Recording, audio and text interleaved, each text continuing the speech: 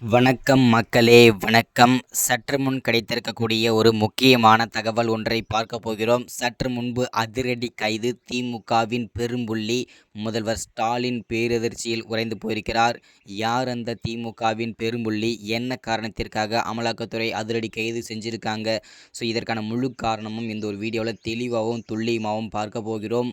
அதற்கு முன்பு நமது சேனலுக்கு நீங்கள் புதிய பார்வையாளராக இருப்பதற்கு வாய்ப்புகள் நிறையவே இருக்கிறது.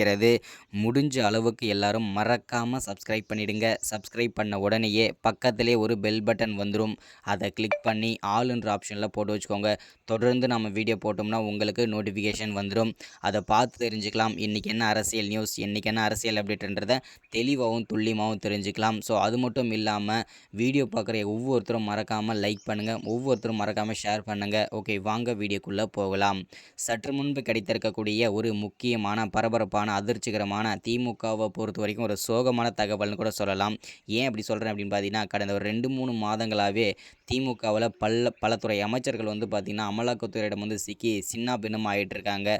ஸோ ஃபஸ்ட்டு செந்தில் பாலாஜி பிள்ளையார் சொல்லி போட்டு ஆரம்பித்து வச்சார். கிட்டத்தட்ட அவர் புழல் சிறையில் அடைக்கப்பட்டு கிட்டத்தட்ட 200 நாட்களுக்கு மேலே கடந்திருக்காரு. அவர் பார்த்திங்கன்னா இன்னும் திமுக அமைச்சர்களும் இல்லை திமுக கட்சி சார்பாகவும் இல்லை முதல்வர் ஸ்டாலின் சார்பாகவும் எந்த விதமான நடவடிக்கையுமே எடுக்கவே இல்லை. அவளை வெளிக்கொண்டு வருவதற்கான இதுவே கிடையாது.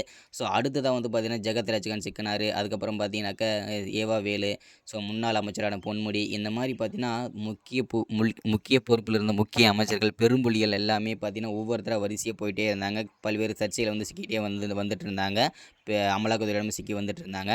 அந்த வரிசையில் தற்போது சற்று முன்பு பெரும்புள்ளியான துரைமுருகன், அமைச்சரான துரைமுருகன் தற்போது அமலாக்கத்துறையிடம் பார்த்திங்கன்னா 60,000 கோடி ஊழல் வழக்கில் தற்போது சிக்கியிருக்கிறார். இந்த 60,000 கோடி கருப்பு பணம் யாருடைய பணம்? அது மட்டும் இல்லாமல் இது யாருக்கு சொந்தமானது, எங்கிருந்து வந்தது?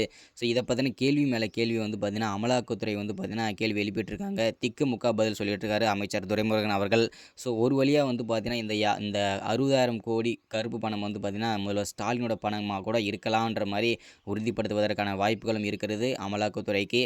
ஸோ அது மட்டும் இல்லாமல் முதல்வர் ஸ்டாலின் பேரதிர்ச்சியில் இருக்கிறார். ஏன்னா பார்த்திங்கன்னா கிட்டத்தட்ட ஒரு 10 அமைச்சர்கள் கிட்ட இந்த சர்ச்சையில் சிக்கி வந்துட்டுருக்காங்க. ஸோ இதனால் பார்த்திங்கன்னா இப்படியே போயிட்டே இருந்தது அப்படின்னா கண்டிப்பாக திமுக ஆட்சி கலைவதற்கான வாய்ப்புகள் கூட நிறைய இருக்குது அப்படின்ற மாதிரி சொல்லிட்டு இருக்காங்க. இன்னும் 2 வருஷம் தான் இருக்குது. அதுக்குள்ளே கண்டிப்பாக ஆட்சி கலைஞ்சதுன்னா மீண்டும் இடைத்தேர்தல் கண்டிப்பாக வரும். அதில் எந்த விதமான மாற்று கருத்துமே கிடையாது. ஸோ அது மட்டும் இல்லாமல் அமலாக்கத்துறையிடம் இன்னொரு அப்டேட்டும் கொடுத்துருக்காங்க. இன்னும் பல துறை அமைச்சர்கள் கைது செய்யப்படுவார்கள், எங்கள் வலையில் சிக்குவார்கள் என்று அமலாக்கத்துறை அவங்களுமே உறுதிப்படுத்தியிருக்காங்க. அதில் யாரெல்லாம் சிக்க போகிறாங்க, சின்ன பின்னமாக ஆக போகிறாங்கன்றதை நம்ம பொறுத்து இருந்தால் பார்க்கணும். மறக்காமல் சப்ஸ்கிரைப், லைக், ஷேர் பண்ணுங்கள். தேங்க்யூ.